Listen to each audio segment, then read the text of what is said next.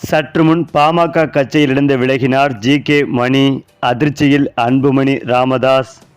அதாவது பாமகவின் நிறுவனர் ராமதாசுக்கும் அன்புமணி ராமதாசுக்கும் இடையே அதிகார மோதல் ஏற்பட்டுள்ள நிலையில் பாமக 2 அணிகளாக பிளவுபடும் சூழல் ஏற்பட்டுள்ளது.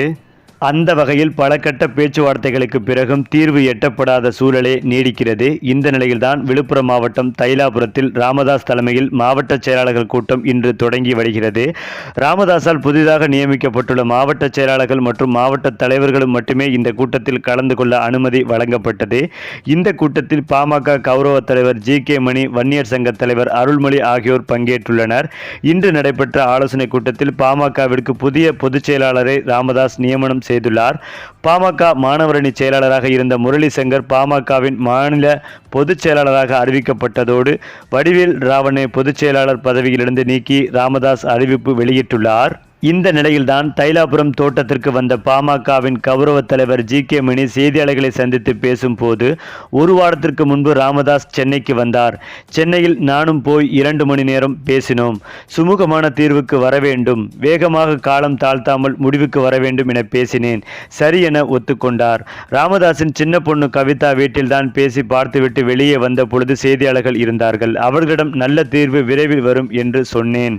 மேலும் சொல்லிவிட்டு வெளியே வந்த பிறகுதான் 4:30 மணிக்கு வெளியே வந்த ராமதாசும் ஒரு சுமூகமான தீர்வு வரும், விரைவில் அறிவிப்பேன் என சொல்லியிருந்தார்.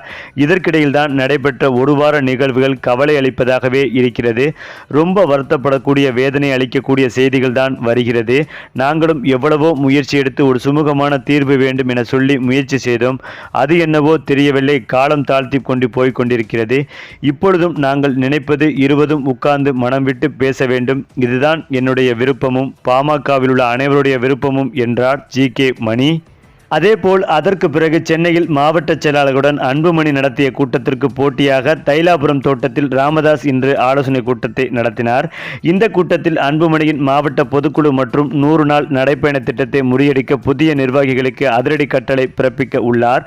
தந்தை மகன் போட்டி கூட்டத்தால் பாமக 2ஆக உடையும் சூழ்நிலை ஏற்பட்டுள்ளது. குறிப்பாக பாமகவில் தந்தை ராமதாசுக்கும் மகன் அன்புமணிக்கும் இடையேயான மோதல் ஒரு முடிவுக்கு வராமல் நாளுக்கு நாள் வலுத்து கொண்டே செல்கிறது. கட்சியின் எதிர்கால நலன் கருதி சீனியர் நிர்வாகிகள் சமாதான பேச்சுவார்த்தை நடத்தியும் மோதலை முடிவுக்கு கொண்டு வர முடியவில்லை. பாஜக தூதர்கள் அன்புமணிக்கு ஆதரவாக பேசி பார்த்தும் ராமதாஸ் அசைந்து கொடுக்கவில்லை. தந்தை சொல் மிக்க மந்திரமில்லை என்ற கருத்தை ஏற்று செயல் தலைவர் பதவியை அன்புமணி ஏற்றால் பிரச்சனை ஒரு முடிவுக்கு வரும் என்று ராமதாஸ் எதிர்பார்க்கிறார். ஆனால் எந்த காரணமும் கொண்டும் தலைவர் பதவியை விட்டு கொடுக்க மாட்டேன் என அன்புமணி முரண்டு பிடித்து வருவதால் மோதல் வலுத்து கொண்டே செல்கிறது. இந்த நிலையில்தான் 2 பேரும் எதற்குமே செவிசாய்க்காமல் மோதலில் ஈடுபட்டுள்ளதால் மன வருத்தத்தில் இருந்த ஜி.கே. மணி இந்த பாமகவே வேண்டாம் என்று முடிவெடுத்து மேலும் பாமக கட்சியிலிருந்து விலகி ராஜினாமா செய்ய முடிவெடுத்துள்ளதாக தற்போது தகவல்கள் பரவி வருகிறது. சரி, இப்போ நீங்கள் சொல்லுங்கள், பாமக கட்சியிலிருந்து விலகிய ஜி.கே. மணி பற்றிய உங்களுடைய கருத்துக்களையும் உங்கள் கமெண்ட்டில் சொல்லுங்கள். மேலும் இந்த வீடியோ உங்களுக்கு பிடித்திருந்தால் லைக் பண்ணுங்கள், ஷேர் பண்ணுங்கள், மறக்காமல் நம்முடைய சேனலை சப்ஸ்கிரைப் பண்ணிக்கங்க.